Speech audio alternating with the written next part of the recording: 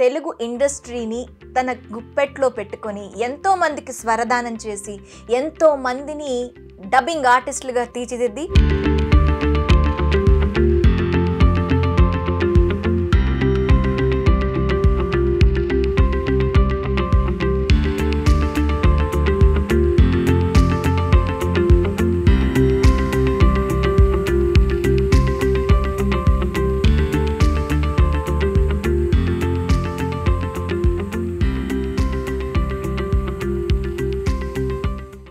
నాడు పాతాళ గంగను ప్రార్థించడం పార్థుని బాణాలకే సాధ్యం.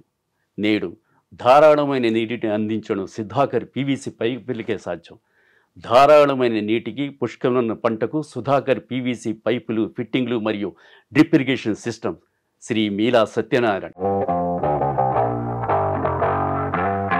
బావా ఎప్పుడు వచ్చితివి, ఏమి తెచ్చితివి, తెచ్చి తిన్ని కొరకు తెచ్చి తిన్ని కొరకు ఈసీటీవీయా భారతదేశంలో ఫస్ట్ టీవీలలో ఇది నీకు బెస్ట్. నేను 7th ఇయర్లో ఉండేటప్పుడు రా 7 years కి మీరు వాయిస్ ప్రాక్టీస్ చేయడం, వేరే వాళ్ళని అనుకరించడం. యాడ్స్ నుంచి మీరు డబ్బింగ్ ఆర్టిస్ట్, అలాగే వాయిస్ ఓవర్ ఆర్టిస్ట్, ఈ రంగానికి ఎలా? ఇక్కడ సినిమాలు తీస్తే డబ్బింగ్ చెన్నైలో జరిగింది, వాయిస్ ఓవర్స్. సో వాటికి కొన్ని ఎక్సర్సైజులు ఉంటాయి. ఆజాద్ గారు ఎక్కడి నుంచి స్టార్ట్ అయ్యారు? పౌడర్లో వాటర్ కలిపి మేకప్ చేసుకొని రాముడు, సీత, లక్ష్మణుడు ఇలాంటివి పాత్రలు సృష్టించి. నాకు నిజంగా చెప్పాలంటే మైక్ తెలీదు, కెమెరా తెలీదు. రాజకీయ నాయకులు కూడా ట్రైనింగ్ ఇచ్చాను. టీవీ అండ్ సీరియల్స్ కి ఇవ్వాలి డబ్బింగ్ అని ఎందుకు అనిపించింది? నేను అక్కడి నుంచి వచ్చి ఇక్కడ ఇన్ని కష్టాలు పడి, మీకు బాగా నచ్చి మీకు బాగా పేరు తెచ్చిన అవార్డ్స్? నాకు రాష్ట్రీయ ఏకతా అవార్డు వచ్చింది, నేషనల్ అవార్డు వచ్చింది.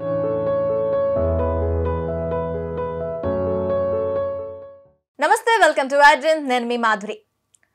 మనకి తెర వెనక ఎన్నో అద్భుతాలు జరుగుతూ ఉంటాయి. ఆ తెర వెనక కొన్ని స్వరాలు మాత్రమే మనకి పరిచయం ఉంటాయి. అలాంటి స్వరంతో మొత్తం తెలుగు ఇండస్ట్రీని తన గుప్పెట్లో పెట్టుకొని ఎంతో మందికి స్వరదానం చేసి ఎంతో మందిని డబ్బింగ్ ఆర్టిస్టులుగా తీర్చిదిద్ది ఈరోజు మనతో పాటు ఉన్నారు ఆజాద్ గారు. మరి ఆజాద్ గారిని అడిగి అసలు తన జర్నీ ఎలా స్టార్ట్ అయింది, వాయిస్లో తనకున్న పట్టేంటి, వాయిస్ని ఎలా ప్రాక్టీస్ చేయాలి, ఇవన్నీ డీటెయిల్గా అడిగి తెలుసుకునే ప్రయత్నం చేద్దాం. నమస్తే సార్. నమస్తే అమ్మా.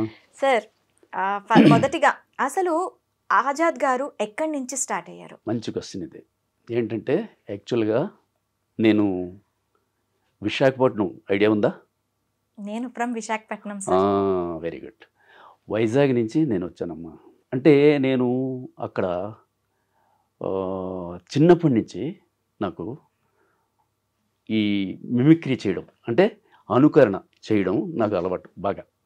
అంటే మా ఫాదరు డిఈఓ, అతను ఏం చేసేవారు, ఆయన ఫ్రెండ్స్, టీచర్స్, మగ టీచర్స్, ఆడ టీచర్స్ అందరూ వచ్చేవారు. ఆయన ఫ్రెండ్స్ వచ్చేవారు. వచ్చినప్పుడు నేనేం చేసేవాడిని, వాళ్ళు వెళ్ళిపోయిన తర్వాత వాళ్ళ వాయిస్ని, వాళ్ళ బాడీ లాంగ్వేజ్ని ఇమిటేట్ చేసేవాడిని. ఓకే. చేస్తే అప్పుడు మా ఫాదరు హ్యాపీ ఫీల్ అయిపోయారు. అరే, వాయిస్ బాడీ లాంగ్వేజ్ అంతా దించేస్తున్నావురా నువ్వు, సుబ్బారావు గారు ఎలా చెప్పారా ఒకసారి చెప్పు, లక్ష్మి గారు ఎలా చెప్పారా చెప్పు, ప్రసాద్ గారు ఎలా చెప్పారా అని చెప్పి నాతో చెప్పించుకునేవారు. లేడీస్ వాయిస్ కూడా ఇమిటేట్ చేస్తారా? అప్పుడు చేసేవాడిని, ఇప్పుడు చేయట్లేదు. సో ఆ ముఖ కవళికలు ఎలా వస్తాయి, ఫేషియల్ ఎక్స్ప్రెషన్స్ ఎలా ఉంటాయి, బాడీ లాంగ్వేజ్ ఎలా ఉంటుంది, ఎలా నిలబడతారు, ఇవన్నీ నేను చెప్పేవాడిని అమ్మా. చెప్పేటప్పుడు మా ఫాదర్ అనేవారు, రే ఎలా చేస్తున్నారు నువ్వు అంటే, మా ఫాదర్ ఫ్రెండ్స్ ఏమన్నారంటే, ఆజాద్ ఈ అబ్బాయి ఇక్కడ ఉండడురా, చాలా ఎత్తుగా ఎదుగుతాడు, ఇతన్ని ఎక్కడైతే ఇవి ఉంటాయో అక్కడికి వెళ్ళిపోతే నంబర్ 1 అవుతాడు అని చెప్పి చెప్పేవారు. అప్పటికి ఇంకా ఈ వాయిస్ ఇండస్ట్రీ అసలు రాలేదు. రాలేదు. ఓకే. రాలేదు. ఇది ఏ ఇయర్ సార్? ఇది ఏ ఇయర్? అంటే మీ బాల్యం ఏ ఇయర్ అని నేను 7th ఇయర్లో ఉండేటప్పుడు రా. 7th ఇయర్ 7 years కి మీరు వాయిస్ ప్రాక్టీస్ చేయడం, వేరే వాళ్ళని అనుకరించడం చాలా చిన్న ఏజ్. ఓకే, అదే కదమ్మా. సో నా ఇంట్రెస్ట్ అలాది. నేనేం చేసేవాడిని, మా ఫాదర్ ఫ్రెండ్స్ చెప్పేవారు కదా, వీడు చాలా పైకి వస్తాడు, వాయిస్ అయితే అద్భుతంగా ఉంది, బ్రహ్మాండంగా మార్చేస్తున్నాడు, బాడీ లాంగ్వేజ్ ఉంది అసలు అని. మా ఫాదర్కి ఏంటంటే ఇతన్ని ఒక స్కూల్ ఇన్స్పెక్టర్ చెయ్యాలని, అంటే అలా ఉండేది ఆయన. డిస్ట్రిక్ట్ ఎడ్యుకేషన్ ఆఫీసర్ కాదు మా ఫాదర్, కానీ స్కూల్ ఇన్స్పెక్టర్ చేయాలని ఒక ఐడియా ఉండేది ఆయనకి, ఒక మైండ్లో ఉండేది. ఏదో అది చేసుకుంటూ అలా పెరిగాను, చదివాను, అయిపోయింది మొత్తం. కానీ ఒకరోజు మా నాన్నమ్మ నన్ను పెంచారమ్మా. మా నాన్నమ్మ గ్రాండ్ మదర్ నన్ను పెంచారు. మా మదర్ ఉన్నారు కానీ ఆమె పెంచారు నన్ను. పెంచిన తర్వాత ఆమె నాకు అమ్మ, ఆమె నాకు నాన్న. సో మా ఫాదర్ ఏం చేశారు, నాన్నమ్మని అడిగాను. అంటే ఆమె నన్ను వదిలి ఉండలేరు. నేను ఇలాగా హైదరాబాద్ వెళ్ళిపోతాను, హైదరాబాద్ వెళ్ళి, అంటే ఈ చిన్నప్పుడు చెప్పాను అవి, తర్వాత పెరిగిన తర్వాత మాట్లాడుతున్నాయి ఇవి. ఓకే, ఈ మధ్యలో మళ్ళీ మీ ప్రాక్టీస్ అయితే వదలలేదు? వదలలేదు. ఎంగేజ్ వచ్చినప్పటికి కూడా పౌడర్లో వాటర్ కలిపి మేకప్ చేసుకొని రాముడు, సీత, లక్ష్మణుడు ఇలాంటివి పాత్రలు సృష్టించి, అక్కడ మా ఫ్రెండ్స్ ఉంటారు కదా చిన్న, వాళ్ళని చెప్పి నువ్వు ఈ డైలాగ్ చెప్పు, నువ్వు ఈ డైలాగ్ చెప్పు, నువ్వు ఈ డైలాగ్ చెప్పు అని చెప్పి వాళ్ళ చేత రామాయణం. నాకు ఈ పౌరాణికం అనేది చాలా ఇంట్రెస్ట్ అమ్మా, చాలా మహా ఇష్టం అనమాట. సో అలాగే కాకుండా సాంఘికంలో దొంగలాగా, లాయర్ లాగా, డాక్టర్ లాగా చేస్తూ, పేషెంట్ లాగా అందరిని చేసి మెయిన్ పాత్రల్ని నేను తీసుకునేవాడిని. మెయిన్ అలాగలాగలా చదువు మొత్తం అయిపోయింది. తర్వాత మా నాన్నమ్మని అడిగాను, నాన్నమ్మ నేను జాబ్ చేయడం నాకు ఇంట్రెస్ట్ లేదు, నా వాయిస్ ప్రపంచంతో వినాలి అని నా కోరిక ఉంది, మరి నువ్వు ఎస్ అంటే ఇవాళే బయలుదేరిపోతానని చెప్పాను. మా నాన్నమ్మ, నాన్న నువ్వు పైకి వస్తావు, ఆ రంగంలో వస్తావు అంటే వెళ్ళు, నాకేం ఇది లేదు, నీ గురించి నేను పెద్ద ఇది చేసుకోను అంటే ఇలా పట్టుకొని పాపం చెప్పారు ఆమె. అక్కడ వెళ్ళి సక్సెస్ అయ్యి రా, లేదైనా వచ్చాయి, సక్సెస్ అవ్వకపోయినా వచ్చాయి, సక్సెస్ అయినా అన్నారు. ఓకే, ఎడ్యుకేషన్ పార్ట్ ఎంత వరకు చదువుకున్నారు? నేను బీఎస్సీ చేశానమ్మా. బీఎస్సీ నాన్నగారి ఇష్టం మేరకు అటు సైడ్ మీకు ఎక్కడ ఈ డిగ్రీ అనేది తోడ్పాటు అయింది? చదువుకున్న చదువు ఎక్కడ వృధా అవదంటారు? ఆ డిగ్రీలో ఒక్క ఎన్పి కూడా నాకు పనికిరాదు. నా చదువు వేరు, నా వృత్తి వేరు. చూడు, ఈ వాయిస్ రంగంలో వచ్చేసానంటే మరి చదువు ఏంటమ్మా, బిఎస్సి కదా. సో నేనేం చేశాను, అక్కడి నుంచి నాన్నగారు కూడా పర్మిషన్ ఇచ్చారు, నాన్నమ్మ మెయిన్ నాకు ఆమె పర్మిషన్ ఇచ్చారు, వచ్చాను హైదరాబాద్. వచ్చిన తర్వాత నాకు 3-4 వైజాగ్ నుంచి వచ్చిన ఫ్రెండ్స్ ఉన్నారా. ఓకే, 3-4 వైజాగ్ నుంచి వచ్చిన ఫ్రెండ్స్ ఉన్నారు. వాళ్ళ దగ్గరికి వెళ్ళి వాళ్ళ రూములో నేను ఉంటాను అని చెప్పి వాళ్ళు రిక్వెస్ట్ చేస్తే వాళ్ళు ఉండమని చెప్పి నా దగ్గర, అంటే ఆ స్థాయి రూమ్ తీసుకొని ఉండే అంత స్థాయి లేదు నాకు. అక్కడుంది, వైజాగ్లో ఉన్నాయి, కానీ నేను ఎలా నా పట్టుదలగా నేను రావాలి అనే ఒక పట్టుదల ఉండేది నాకు. వీళ్ళ డబ్బులు తీసుకుని వెళ్ళి అక్కడ కింగ్ అయిపోవాలని కాదు. సో వాళ్ళు ఆలోచించారు, నీకు ఏమైనా కావాలంటే నాకు చెప్పు, నేను పంపిస్తుంటాను అని చెప్పి నాన్నమ్మ చెప్పడం జరిగింది, నాన్నగారు చెప్పడం జరిగింది. లేదు, నేనే నిలబడతాను, నా స్వయం శక్తితో నేను ఎర్న్ చేసి మీకు పంపిస్తానని చెప్పి పట్టుదలగా, చాలా పట్టుదల ఉండేదమ్మా నాకు. ఆ తర్వాత ఒకరోజు ఆ రూమ్కి వెళ్ళాను. రూమ్కి వెళ్ళిన తర్వాత మా ఫ్రెండ్స్ ఒక 3 నెలలు 2 నెలలు 3 నెలల దాకా అలాగా ట్రయల్స్ చేయడము, అలాగ కూర్చోవడం. వాళ్ళ దగ్గర మీల్స్ కూపన్లు ఉండేవి అప్పుడు. ఆ కూపన్లు తీసుకొని వెళ్ళడం, ఆ టైంకి వెళ్ళి తినడం, వచ్చేయడం, రూమ్లో ఉండడం. ఇవి సాయంత్రం ఫ్రెండ్స్ అంతా వచ్చేవారు, మళ్ళీ హ్యాపీగా ఎంజాయ్ చేయడం, ఇవన్నీ చేసేవారు. అయితే ఈ మధ్యలో అమృతవాణి అని సికింద్రాబాద్లో ఒక స్టూడియో ఉందమ్మా. ఓకే. అదేంటంటే క్రిస్టియన్ ఆర్గనైజేషన్ అది. ఓకే. అందులో ఆడియో అంటే యేసు చరితం అనే ఒక ఆడియో సీరియల్ని అక్కడ ప్రొడ్యూస్ చేస్తున్నారు వాళ్ళు. అప్పుడు నన్ను వాళ్ళు అంటే నాకు తెలిసింది, ఒక ఫ్రెండ్ ద్వారా తెలిసింది. వెళ్ళిపోయాను. నాకు నిజంగా చెప్పాలంటే మైక్ తెలీదు, కెమెరా తెలీదు, ఆడిషన్ అంటే అసలు తెలియదు. ఓకే. కానీ నా వాయిస్ బాగుంటుంది అనే ఒక నమ్మకం, అంతే. ఏదైనా మాట్లాడగలను అనే నమ్మకం ఉండేది. ఆ నమ్మకంతో అక్కడికి వెళ్ళిపోయానమ్మా. నాకు వెళ్ళేటప్పుడు బస్సులకు కూడా డబ్బులు లేవు. నడిచి స్టూడియోకి వెళ్ళిపోయాను. అంటే చిక్కడపల్లి నుంచి స్టూడియోకి వెళ్ళి అక్కడ కూర్చొని వెయిట్ చేస్తున్నాను. అంటే పేరు ఇచ్చాను, పేరు ఇచ్చి నన్ను వాళ్ళు పిలిచారు. 1/2 అవర్ తర్వాత పిలిచారు. పిలిచిన తర్వాత ఒక స్క్రిప్ట్ ఇచ్చారు, చదివాను. 2 సార్లు భయపడ్డాను, కాస్త చదివేటప్పుడు భయపడ్డాను. మళ్ళీ చదివాను. అలా 3-4 సార్లు చదివిన తర్వాత ఫైనల్గా రికార్డింగ్ స్టూడియోకి వెళ్ళాం. అక్కడ నువ్వు చూడలేవు, నువ్వు చిన్నపిల్లవు కాబట్టి. ఈ అద్దాలు ఉంటాయి, అవతల కంట్రోల్ రూమ్ ఉంటుంది, యువతల ఆర్టిస్ట్ ఉంటాడు, మైక్, అవి అద్దాలు ఉంటాయి. అవి నీకు ఆల్ ఇండియా రేడియోలో అవి ఉంటాయి. సో అక్కడ మంచి డైరెక్షన్ ఇస్తుంటారు. చెప్పండి అని చెప్పి టాక్ బ్యాక్లో చెప్పారు. టాక్ బ్యాక్ వినడం కూడా నాకు తెలియదు. అయినా కానీ అది ఎక్కడో వస్తుందని ఇలా చూసేవాడిని నేను. అప్పుడు చెప్పిన తర్వాత చదివిన తర్వాత వెళ్ళండి అన్నాడు. వచ్చాను బయటికి. తర్వాత ఒక 1 అవర్లో అక్కడే కూర్చున్నాను. 1 అవర్ యువర్ సెలెక్టెడ్, బాగుంది వాయిస్ మీద, ఫస్ట్ అటెంప్ట్. ఓకే. గాడ్స్ ఇది అయిపోయింది. కొంచెం మాడ్యులేషన్ నేర్చుకోండి, చాలా బాగా చెప్పారు, వాయిస్ అయితే అద్భుతంగా ఉంది, అయిపోయింది. అంటే అక్కడ క్రిస్టియన్ ఇది కదా, మీరు కాదు, అదేం లేదు. ఆజాద్ అనేవాడు ఒక ఆర్టిస్ట్గా వచ్చాడు ఇక్కడికి. ఇప్పుడు నువ్వు నెక్స్ట్ దీనిలో నువ్వు ఆశ్చర్యపోతావు, ఇప్పుడు చెప్తాను నేను. అయితే అయిపోయింది. చిన్న రోల్స్ అంటే ఏది కొడుగ్గా, తమ్ముడుగా, ఇలాగ పాత్రలు ఇచ్చేవారు. వారానికి 2 రోజులు. నా రెమ్యునరేషన్ ఎంత తెలుసమ్మా? ఎంత? 150. అప్పట్లో 150 రూపాయలు.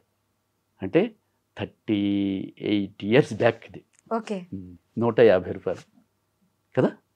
సో ఆ 150 రూపాయలు వచ్చి నా రూమ్లో నాకు ఇచ్చిన కూపన్స్ ఇస్తారు నా ఫ్రెండ్స్, వాళ్ళకి ఇచ్చేవాడు. థ్యాంక్ యూ రా, ఇది నా ఫస్ట్ ఇన్కమ్, ఇది ఏది అని ఇచ్చేవాడు. ఉంచుకో, నువ్వు వాడుకోరా అంటే, లేదు నా మీల్స్, నా పడుకోవడానికి అన్నీ నువ్వు చూస్తున్నావు కాబట్టి నువ్వు తీసుకో, అయిపోయాను. ఆ తర్వాత కొద్ది రోజుల్లో వాళ్ళు యేసు ప్రభువుకి వాయిస్ కావాలి, యేసు ప్రభువుకి, ఆ సీరియల్లోనే యేసు ప్రభు పాత్రకి వాయిస్ కావాలి. అయితే ఎవరు అంటే పెద్దవాళ్ళు ఉన్నారు అందులో, ఎవరు యేసు ప్రభు వాయిస్ చెప్తారు అనేది మళ్ళీ నన్ను పిలిచారు. పిలిచిన తర్వాత అందులో ఒక రైటర్ ఉండేవారు, ప్రభాకర్ రెడ్డి గారని. ఆయన ఏమన్నారంటే, ఆజాద్ వాయిస్ అయితే బ్రహ్మాండంగా సూట్ అవుతుందండి యేసు ప్రభుకి అన్నారు. ఆశ్చర్యపోలేదు నువ్వు? యేసు ప్రభు మీది బేస్ వాయిస్, ఆయనది చాలా సాఫ్ట్ గా ఉంటుంది. అంటే నేను అదే థింక్ చేస్తున్నాను, యేసు ప్రభు వాయిస్ అంటే చాలా సాఫ్ట్ గా ఉంటుంది. నేను ఇమిటేట్ చేస్తానని చెప్పాను కదా. ఓకే. అది. సో ఏం చేశాను, యేసు ప్రభు వాయిస్కి సెలెక్ట్ చేశారు, డైలాగ్ చెప్పాను, అయిపోయింది. అక్కడి నుంచి ఇక యేసు ప్రభు 250 ఎపిసోడ్లో ఏదో చెప్పాను. అయితే నేనేమిటి, నాకు అసలు ఏమీ తెలియదు. నేను వైజాగ్ నుంచి వచ్చి ఇక్కడ యేసు ప్రభు పాత్రకి డబ్బింగ్ చెప్పానంటే గ్రేట్నెస్సే కదా, గ్రేటే కదా ఆ రోజుల్లో కదా. సో అక్కడి నుంచి నన్ను విజయ్ చంద్ర గారు అప్పుడు కరుణామయుడు సినిమా చేస్తున్నారు, కరుణామయుడు. అప్పుడు ఆయన మంచి కాంప్లిమెంట్ ఇచ్చారు. ఆయన అంటే నేను చెప్తున్నప్పుడు విజయ్ చంద్ర వాయిస్ లాగా వచ్చిందని చెప్పి అక్కడ ఇంజనీర్స్ ఉంటారు కదా, ఆ ఆర్టిస్టులు, నా కో ఆర్టిస్టులు అంతా, రే విజయ్ చంద్ర లాగా చెప్తున్నారు నువ్వు అన్నారు. నాకు విజయ్ చంద్ర అంటే ఎవరు అనేది కూడా అప్పటికి తెలియదు నాకు. నేను అలాగే సౌమ్యత కావాలి అనే వాయిస్లో అది కావాలని చెప్పాను తప్ప విజయ్ చంద్ర గారిని ఇమిటేట్ చేస్తున్నావు అంటే విజయ్ చంద్ర గారే తెలియదు నాకు అప్పుడు. మరి అలాంటప్పుడు నేను విజయ్ చంద్ర గారిని ఎలా అయినా అప్పుడు ఆయన విజయ్ చంద్ర గారి షూటింగ్ నడుస్తున్నప్పుడు ఆయన వచ్చి సార్ మీ వాయిస్ లాగా ఉందంటే ఆయన చూసి yes nice all the best అని చెప్పి విజయ్ చంద్ర గారిని విష్ చేసి వెళ్ళిపోయారు ఆయన. విజయ్ చంద్ర చూసావు కరుణామయుడు? నువ్వు చిన్నపిల్లవి రైట్ నువ్వు చూడు. సో అతను పెద్ద ఫేమ్. టంగుటూరి ప్రకాశం మొదలు చేశారు, సిడి సాయిబాబు చేశారు, అతనే విజయ్ చంద్ర. సో అతను దీనిలో విష్ చేయడం అన్నీ అయిపోయి మొత్తం తర్వాత ఇన్కమ్ కొంచెం వస్తుంది కదా, అడ్వర్టైజ్మెంట్స్ అవి చేయాలని ఒక చిన్న ఐడియా వచ్చింది. రేడియోలో నా వాయిస్ రావాలి అంటే ప్రపంచం అంతా వెళ్ళిపోద్ది రేడియో అని అనుకునేవాడిని. అంటే వివిధ భారతి కదా. ఏం చేశాను అక్కడ దీనికి ఏది వెంకటేశ్వర ఎడ్యుకేషనల్ అకాడమీ అని చిక్కడపల్లి ఉండేది. అందులో నేను ఆయన్ని కలిసి ఈ పబ్లిసిటీ ఇద్దామని చెప్పి మాట్లాడడానికి వెళ్ళాను మీదకి. వెళ్ళిన తర్వాత ఆయన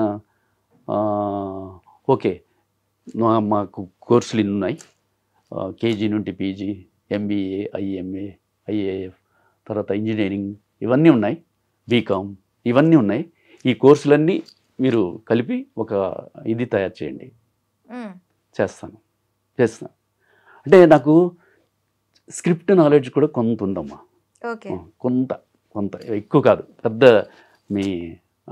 మీ అశోక్ గారిలా కాదు, కొంత నాలెడ్జ్ ఉంది. అప్పుడు తర్వాత నేను ఏం చేశాను, ఆ స్క్రిప్ట్ని వెంకటేశ్వర ఎడ్యుకేషనల్ అకాడమీలో, అంటే వెంకటేశ్వర ఎడ్యుకేషనల్ అకాడమీ అనగానే వెంకటేశ్వర అనగానే ఏం గుర్తొస్తుందిరా నీకు? సుప్రభాతం. తిరుపతిలో వెంకటేశ్వర అంటే సుప్రభాతం గుర్తొస్తుందా?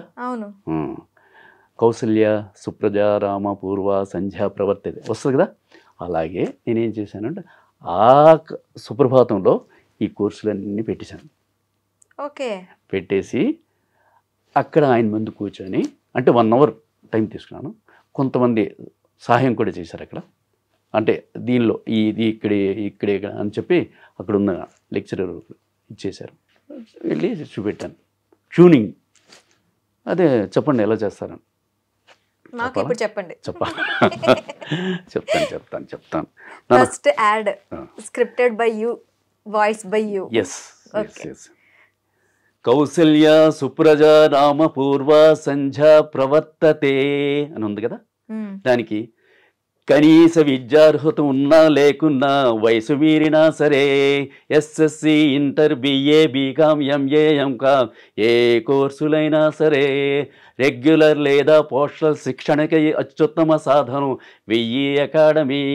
స్వల్ప వ్యవధిలో ఇంజనీర్ కావాలంటే కర్తవ్యం Venkateswara engineering college. NDA, IMA, IAF Korukonda ఎంట్రన్స్లకు కర్తవ్యం శివాజీ మిలిటరీ అకాడమీ. వివరాలకు వెంకటేశ్వర ఎడ్యుకేషనల్ అకాడమీ, చిక్కడపల్లి, హైదరాబాద్ అని చెప్పాను. వావ్ సర్, ఇంత క్రియేటివిటీ ఆ టైంలో వచ్చింది.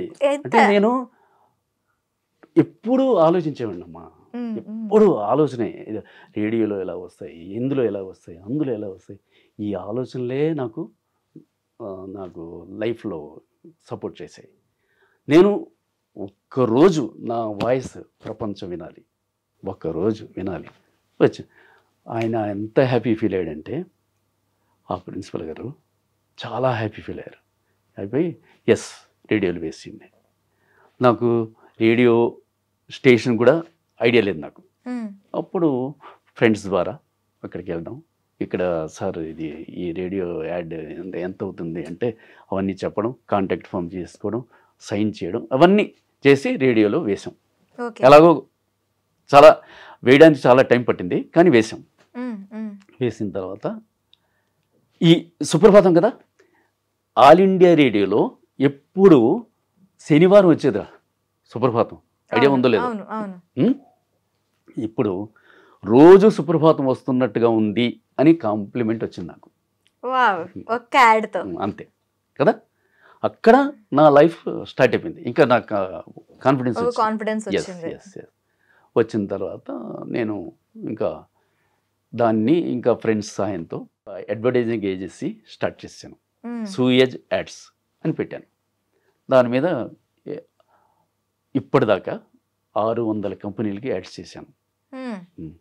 టీవీ యాడ్స్, రేడియో యాడ్స్, 600 కంపెనీలకి నా వాయిస్ చెప్పాను. By script you. ఎస్.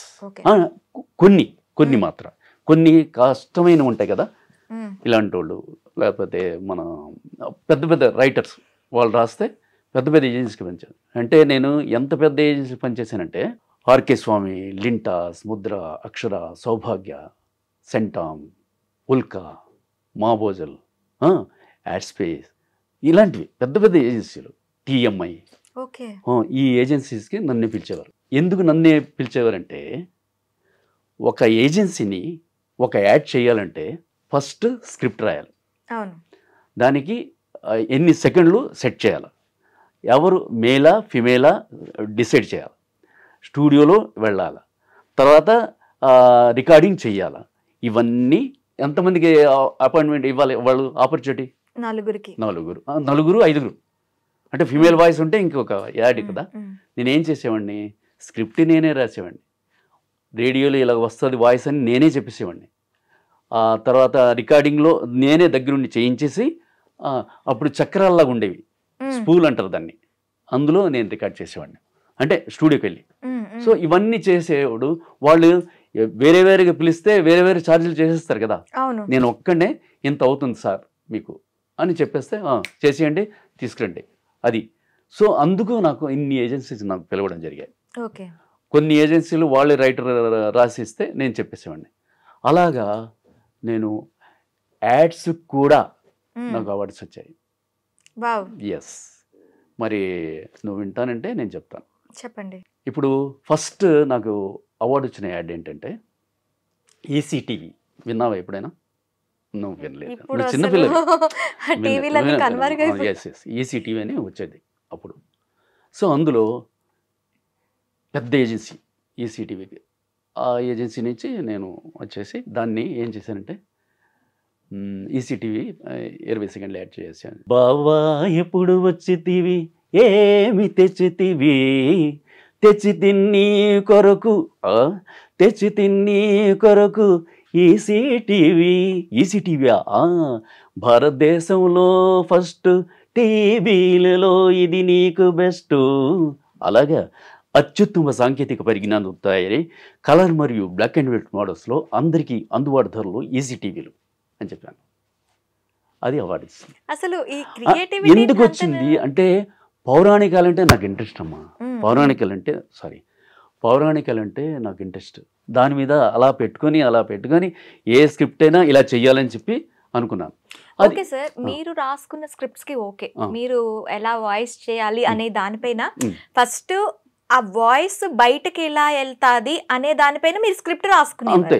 కానీ ఇక్కడ మనకి స్క్రిప్ట్ రైటర్స్ రాసే వాయిసెస్ కూడాను మీరు చేశారు. సో వాటికి మాడ్యులేషన్స్ అవన్నీ అది నేనే చేసామండి మా. ఇప్పుడు ఫర్ ఎగ్జాంపుల్ ఇంకోటి రివేరీ ఎయిర్ కూలర్ ఉంది, అది జింగిల్ అంటారు దాన్ని.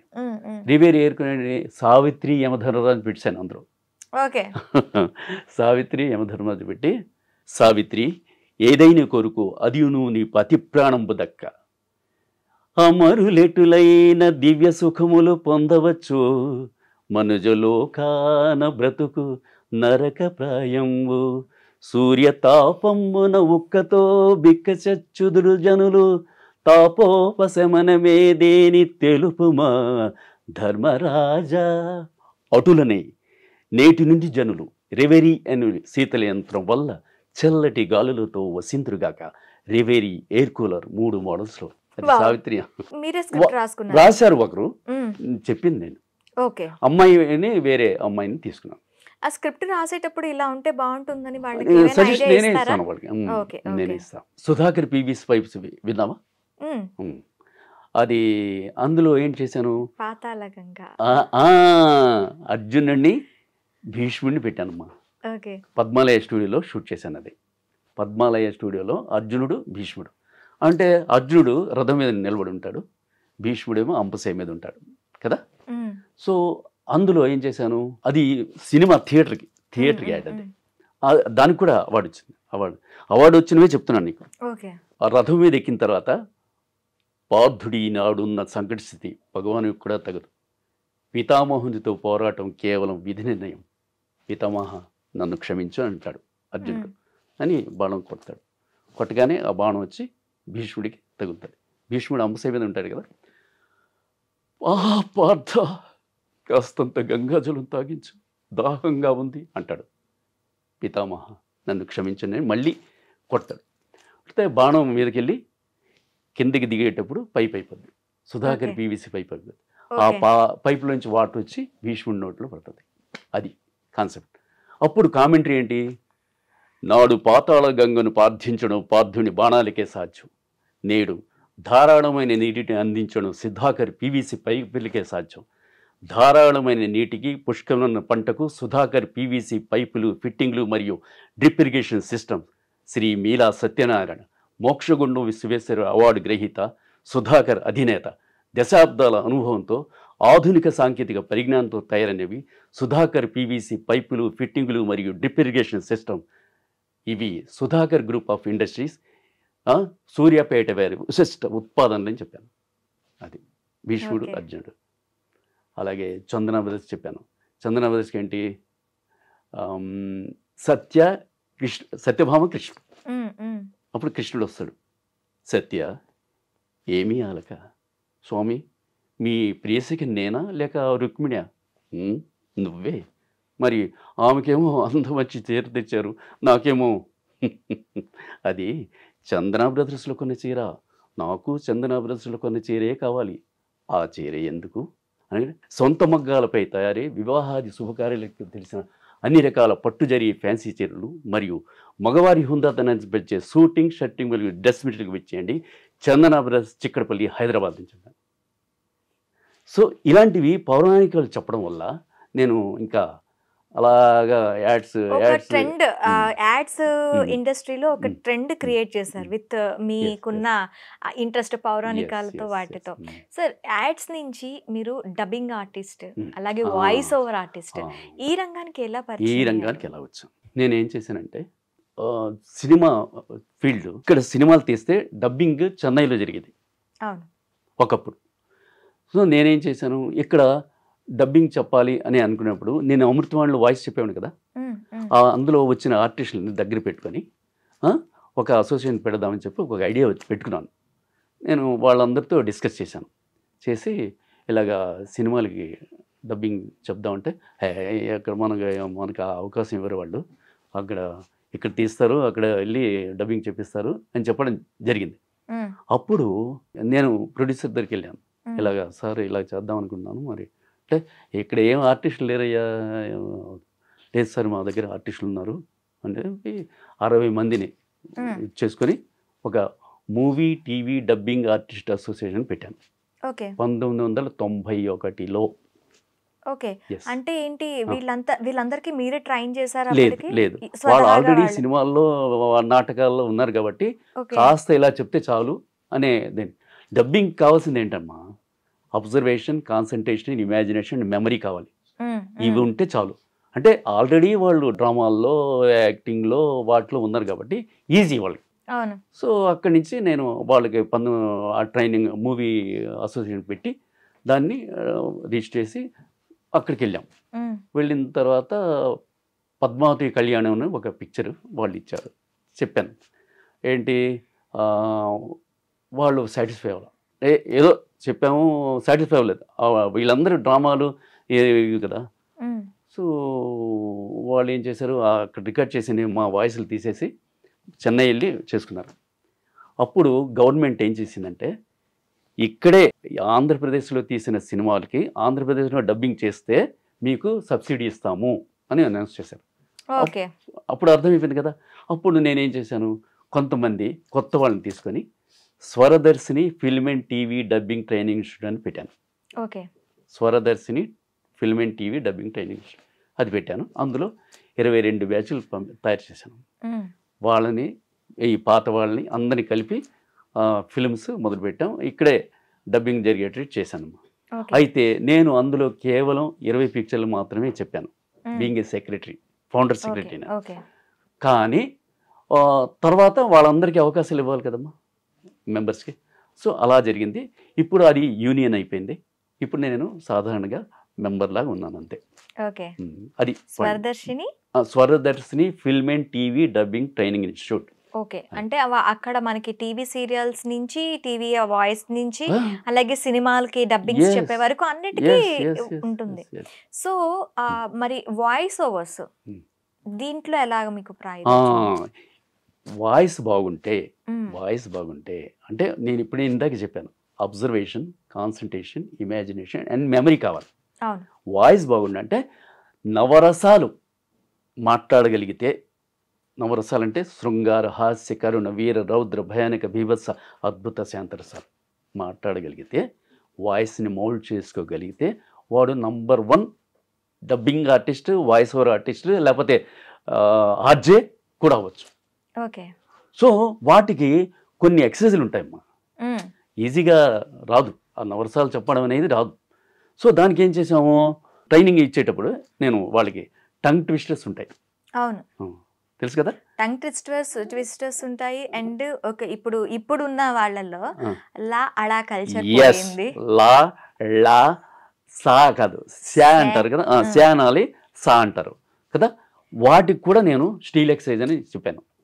సో వాటికి ఆ ఎక్సర్సైజ్లు నేర్పించాను. అంటే మూర్ధన్యాలు, కంఠ్యాలు, దంత్యాలు, తాళవ్యాలు, ఓష్ఠ్యాలు, అనునాసికాలని ముందు నేర్పిస్తాం.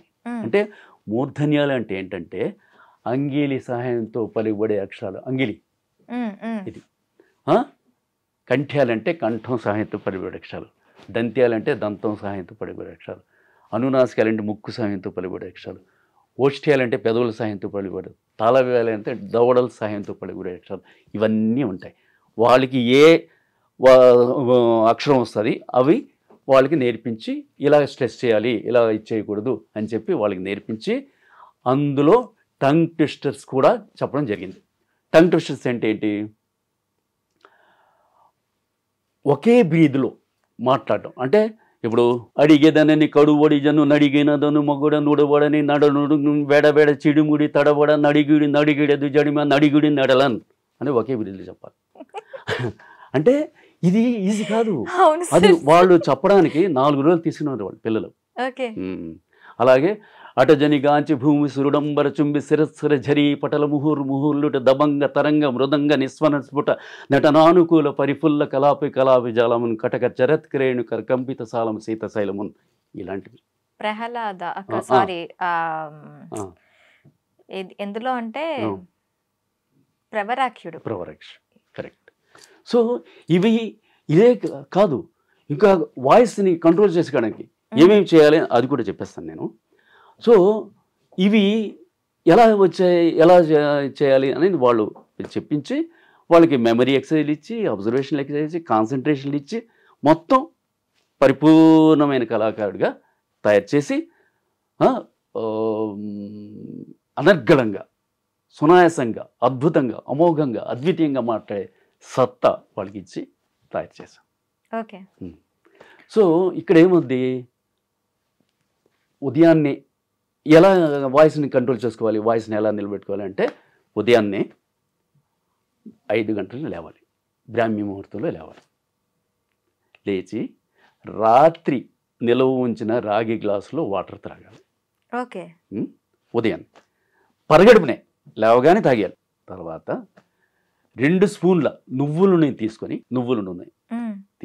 నోట్లో వేసుకొని 10 నుండి 15 నిమిషాల వరకు పుక్కిలించి, నురగ వచ్చేదాకా, నోట్లో నురుగు వచ్చేదాకా ఉంచి, నోటిని ఉమ్మేసి నోటిని శుభ్రం చేసుకొని 2 గ్లాసుల ఫిల్టర్ వాటర్ తాగాలి. ఆయిల్ పుల్లింగ్ అంటారు దాన్ని. అది ఒకప్పుడు ఉండేది, మళ్ళీ మానేశారు, మళ్ళీ నేను వచ్చి దాన్ని. తర్వాత వారంలో 2 రోజులు ఓకే, వేప పుల్లతో కానీ, కానుగ పుల్లతో కానీ, మర్రి పుల్లతో కానీ, రేగు పుల్లతో కానీ బ్రష్ చేయాలి. ఓకే, 2 రోజులు చేయాలి. తర్వాత ఆయుర్వేదం టూత్పేస్టులు వాడాలి.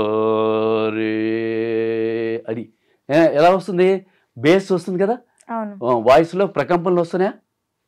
నువ్వు చెప్పింది కరెక్ట్, కానీ సంగీతానికి అది.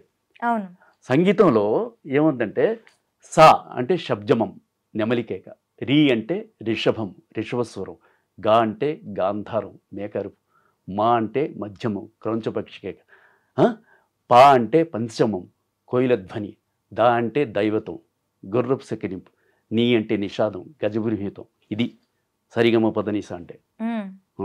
సో ఈ జంతువులు ఇవి కూడా మనం ఇమిటేట్ చేయాలి, మ్యూజిక్ ఇన్స్ట్రుమెంట్స్ కూడా ఇమిటేట్ చేయాలి, వాయిస్ని మనం అదుపులో పెట్టుకోవాలంటే. అప్పుడు అనర్గళంగా, సునాయాసంగా, అద్భుతంగా, అమోఘంగా, అద్వితీయంగా మాట్లాడే సత్తా వస్తుంది. ఎప్పుడు? Observation, concentration, imagination and memory ఇవి ఉంటేనే బాగా బ్రహ్మాండంగా మాట్లాడగలరు కదా. సో ఇలాగే కొన్ని మెమరీ ఎక్సర్సైజ్లు ఉంటాయి. తర్వాత ఈ ఎక్సర్సైజ్లు అయిపోయిన తర్వాత ఐ ఎక్సర్సైజ్ అంటే up and down, left and right, diagonal, clockwise, anticlockwise, staring and blinking. Okay, clockwise అంటే ఇలా తిప్పి, యాంటీ క్లాక్ ఇలా స్టేరింగ్, ఇలా ఇలా చూడడం. అది 10 నిమిషాలు, 10 కౌంట్ చేసుకోవాలి. మళ్ళీ బ్లింకింగ్ 10 నిమిషాలు, 10 నంబర్లు కౌంట్ చేసుకోవాలి. సో అది కాకుండా హెడ్ అండ్ నెక్ ఎక్సర్సైజ్ 1 2 అంటే 1 2 3 4 5 6 7 8 8 7 6 5 4 3 2 1. ఇది హెడ్ అండ్ నెక్ ఎక్సర్సైజ్ చేయాలి కదా. మళ్ళీ clock wise, anti clock wise చేయాలి. ఇది హెడ్ అండ్ నెక్. తర్వాత ఫేషియల్ ఎక్సర్సైజ్ చేయాలమ్మా. ఫేషియల్ ఎక్సర్సైజ్ ఎందుకు చేయాలంటే, ఇప్పుడు దంతాలు నొప్పి ఉన్నాయనుకో, ఎలా మాట్లాడుతావు నువ్వు? ఎలా? దంతం నొప్పి ఉంది నీకు బాగా, నాకు నమస్కారం చెప్పు, నమస్కారం అంటావు కదా. నీకే దంతాలు నొప్పి లేదనుకో, నమస్కారం సార్ అంటావు, అవునా? అంతే కదా. సో దంతాలను కూడా మనం కాపాడుకోవాలమ్మా. అందుకే నేను చెప్పాను, వేప పుల్ల, మర్రి పుల్ల, కానుగ పుల్ల, రేగు పుల్ల, ఇవన్నీ. సో ఇవన్నీ దంతాన్ని కాపాడతాయి. సో ఈ చేసుకుంటూ మనం ఏం చేస్తున్నాం, ఏది నాలుకని ఫేషియల్ ఎక్సర్సైజ్ చెప్తాం. అంటే కదలాలి కదా, అలాగా 10 సెకండ్స్ అలా పెట్టాలి, మళ్ళీ లోపలికి తీసేయాలి. అలాగా 10 టైమ్స్ చేయాలి.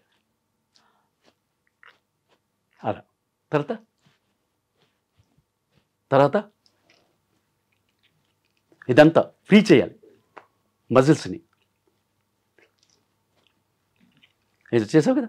తర్వాత ఈ నాలుగుని తీసుకొచ్చి ముక్కు టచ్ చేయాలి. టచ్ చేయి. Good good good. 10 టైమ్స్ చేయాలి అది. అదే అయిపోయిందా. తర్వాత అది తర్వాత అయిపోయిందా. ఇక్కడ ఇవి కూడా మనకి దోహదపడతాయి వాయిస్కి. అంటే స్వరతంతులు, స్వరపేటిక ఉంటాయి కదా, ఇవి కూడా మజిల్స్ని స్ట్రెంత్ ఇస్తాయి. అందుకే దీనికి ఇలాగా ఇట్లా 10 టైమ్స్ చేయాలి కదా. సో ఫేషియల్ చేసావు, ఐ ఎక్సర్సైజ్ చేసావు, హెడ్ అండ్ నెక్ ఎక్సర్సైజ్ చేసావు. ఇక తినడం, ఏమి తినాలి ఏమి తినకూడదు అవి కూడా చెప్పాలి కదా నీకు. స్పైసీ ఫుడ్ తినకూడదు. ఐస్ క్రీములు, కూల్ డ్రింకులు, తర్వాత ఫ్రిడ్జ్లో పెట్టినవి, తర్వాత బిర్యానీలు, మటన్, చికెన్లు, ఇవేమీ తినకూడదు.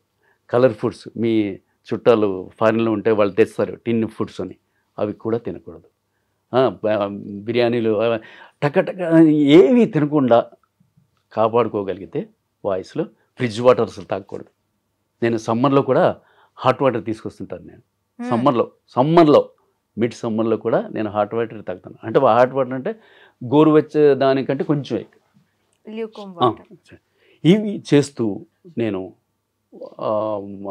ఇంతవరకు నేను ఇప్పుడు ఈ ఏజ్లో కూడా నేను చెప్తున్నాను, ఇప్పుడు చెప్తున్నాను నేను.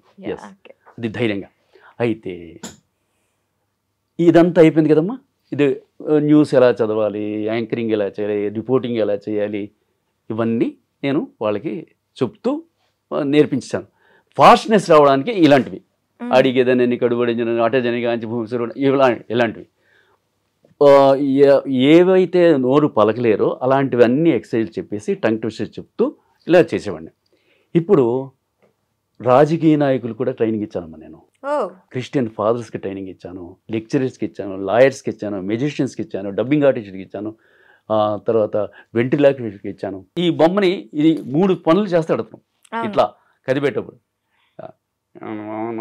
అంటారు. బాగున్నావు అనేది మైక్లో చెప్తే బాగున్నావా అని, బాగలేను అన్నాడు. అదే కదలకుండా చెప్పడం, దానికి బ్రీదింగ్ ఎక్సర్సైజ్ కావాలి. తర్వాత ఈ వాయిస్ కల్చర్ ఇది ఉంది కదా, ఈ ట్రైనింగ్. వాయిస్ కల్చర్ అంటే ఐడియా ఉందా నీకు? ఐడియా ఉంది సార్. ఏంటంటే వాయిస్ కల్చర్ చెప్తాను నేను. ఇప్పుడు ఇంట్లో ఉన్నావు అనుకో, నువ్వు ఎలా మాట్లాడతావు అమ్మతో, మా ఫాదర్తో, మీ అన్న అక్కలతో? అక్కడ ఫ్రీడమ్ ఎక్కువ ఉంటుంది కాబట్టి వాయిస్ కొంచెం రైస్ చేసి నా రాజ్యం అన్నట్టు మాట్లాడతాం. ఆత్మీయంగా దగ్గరగా మాట్లాడతాం కదా. బయటికి వెళ్తే కొంచెం ఉల్లాసంగా, సిచ్యువేషన్ బట్టి మర్యాదపూర్వకంగా మాట్లాడతావు. ఇప్పుడు నువ్వు టైం అడిగావు అనుకో, టైం ఎంత అయింది అని అడిగావు అనుకో, ఎరా టైం ఎంత అయింది అని అంటావా? టైం ఎంత అవుతుందండి సార్ టైం ఎంత అయింది, అలాగే కదా. తర్వాత బిజినెస్ పరంగా, బిజినెస్ చేస్తున్నావు అనుకో, ఎలా టైం ఎంత అవుతుంది అని అడుగుతా. లేదు, నువ్వు ఏదో అమ్ముతున్నావు అనుకో, 100 రూపాయలు అని చెప్తావు, నాకు 70 రూపాయలకి ఇస్తావంటే ఏం చెప్తావు నువ్వు? సారీ సార్, ఇది అంత తక్కువ రేట్కి రాదు. ఏంటమ్మా పక్కన ఇస్తున్నారు కదమ్మా, ఇస్తున్నారు 60 రూపాయలకి ఇస్తున్నారు కదమ్మా.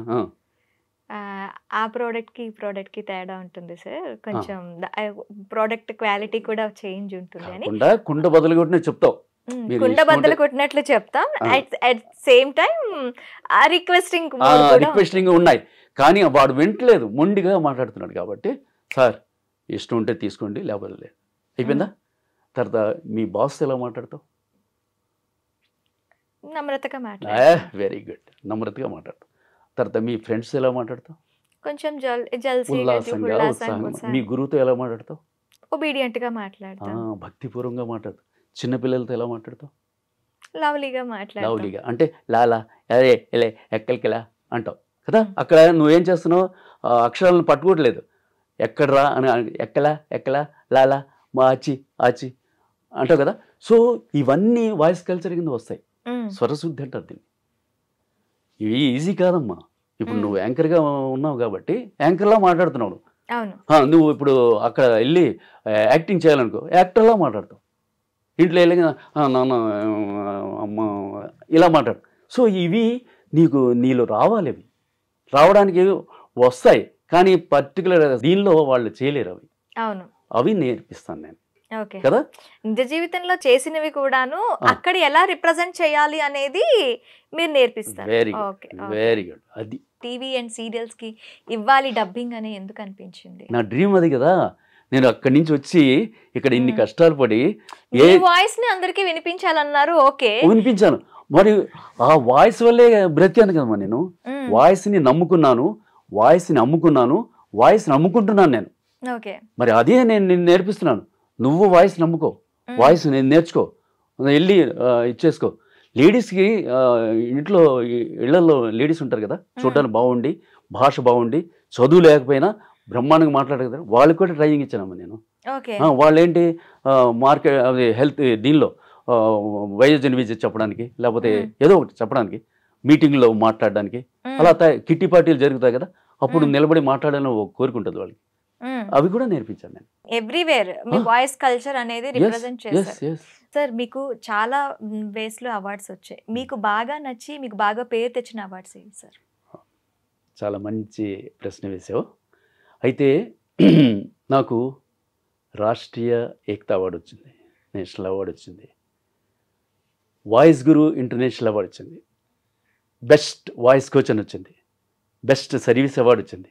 ఇవన్నీ చాలా వచ్చాయి. కానీ రాష్ట్రీయ ఏకతా అవార్డు ఎందుకు వచ్చిందంటే, నేను చిలుకూరు బాలాజీ స్థల పురాణం చేశానమ్మా. చిలుకూరు బాలాజీలో స్థల పురాణం చేసి ప్రపంచవ్యాప్తంగా వెళ్ళిపోయింది అది. అంటే అందులో డైరెక్షను, అందులో పాత్ర, తర్వాత చిలుకూరు బాలాజీ వేసిన ఆయనకి నేనే డబ్బింగ్ చెప్పాను. దేవుడు బాలాజీకి డబ్బింగ్ నాదే. అది అలా అయిపోయి దాని మీద వచ్చేవి ఫండ్ వస్తాయి కదా, దానికి కొంతమందికి సహాయం చేయడం జరిగింది. అలాగే సత్యసాయిబాబా పుట్టపర్తిలో వారం రోజులు ఉండి సత్యసాయిబాబా శంఖారామం అని చెప్పి అది చేశాను. అతని స్థలపురాణం చేశాను. దానిలో కూడా నేను ఆ వాయిస్ చెప్పడం, డైరెక్షన్ చేయడం అన్నీ చేశాను. బాబా దీవెనలు కూడా తీసుకున్నాను నేను. అయితే అందులో వచ్చిన ఫండ్ని లెపర్సీ ఫండ్ ఇచ్చాను. ఎక్కడ సంజయ్ లెపర్సీ కాలనీ ఉందా సికింద్రాబాద్లో, అక్కడ లెపర్సీ కాలనీ ఉంది. అందులో వాళ్ళకి ఆ క్యాసెట్లు అమ్మిన డబ్బు వాళ్ళకి ఇచ్చాను. అంటే 1/4 అమౌంట్ ఇచ్చాం. అలాగే రీహాబిలిటేషన్ సెంటర్కి యేసుప్రభుకి క్యాసెట్లు తయారు చేశాను యేసుప్రభు వాయిస్తో, అవి కూడా అమ్మాము, రీహాబిలిటేషన్ సెంటర్కి ఇచ్చాం. అలాగే ముస్లిమ్స్, ఆంధ్రాలో ఉన్న ముస్లిమ్స్కి అరబీ రాదు, కేవలం శ్లోకాలు, అదే సూరాలు అంటారు వాటిని, అది చదవడం, తర్వాత బైహార్ట్ చేసి చెప్పడం వచ్చు, దానికి అర్థం తెలియదు. సో చాలామంది ముస్లిమ్స్ పాపం అసలు ఏమీ అరబ్బీ కూడా పలకలేరు వాళ్ళు. వాళ్ళకి తెలుగులో అనువదించి దాని మీద వచ్చే ఫండ్ని widows marriages, poor children education and home for the ఏజ్డ్కి ఇచ్చానమ్మా. అలాగే మీరు అరబిక్స్ కూడా నేర్పించారు. అరబిక్స్ కాదు, అరబిక్లో ఉన్న దాన్ని తెలుగులో అనువదించు, అది రిలీజ్ చేసి దాని మీద వచ్చే ఫండ్ని ఇలా హెల్ప్ చేసాం. సో అసోసియేషన్ ద్వారా నా వాయిస్ ఇంపార్టెంట్ కదా అక్కడ. అయితే ఖురాన్ని చదివేటప్పుడు ఎలా ఉంటుంది, భగవద్గీత అంటే నేను భగవద్గీత శ్లోకాలు కూడా చెప్పేస్తుంటాను, క్రిస్టియన్ బైబిల్ ఇవి కూడా చెప్పేస్తుంటాను. సో వీటి మీద ఆధారపడిన దీన్ని నాకు ఈ అవార్డులు రావడం జరిగింది. అంటే అన్ని మతాల సారం. ఇప్పుడు సర్దార్జీస్ కూడా, అంటే గురునానక్జీ, అది ఏక ఓంకార్ సత్నాం కర్తాపురగ్ నిర్భో నిర్భయ కాలుమూరత అజూని సైభంగ్ గురుప్రసాద్ జవాజ్ సచ్ జుగాజ్ సచ్ హైబీ సచ్ నానక్ హోసీబీ సచ్ అని చెప్పి వాటిని కూడా ఇక్కడ ఉన్న సర్దార్జీలకు తెలియదు మీనింగ్, వాళ్ళకి కూడా నేను తెలుగులో నేర్పించడం జరిగింది. కంప్లీట్గా వీటన్నింటినీ చూసి మీకు అవార్డ్స్ అనేవి వచ్చాయంటారు. ఓకే సార్, నెక్స్ట్ ఎపిసోడ్లో మనం మరింతగా ముందుకెళ్దాము, మరింతగా మీ లైఫ్ జర్నీని ప్రేక్షకులతో పంచుకునే ఇది చేద్దాం, ప్రయత్నం చేద్దాం. Thank you sir, thank you very much. Thank you అమ్మా. నాకు ఈ అవకాశం ఇచ్చిన ఐ డ్రీమ్ మేనేజ్మెంట్కి నా ప్రత్యేక ధన్యవాదాలు. మీ అందరికీ ఐ డ్రీమ్ ప్రేక్షకులు కూడా నా ధన్యవాదాలు.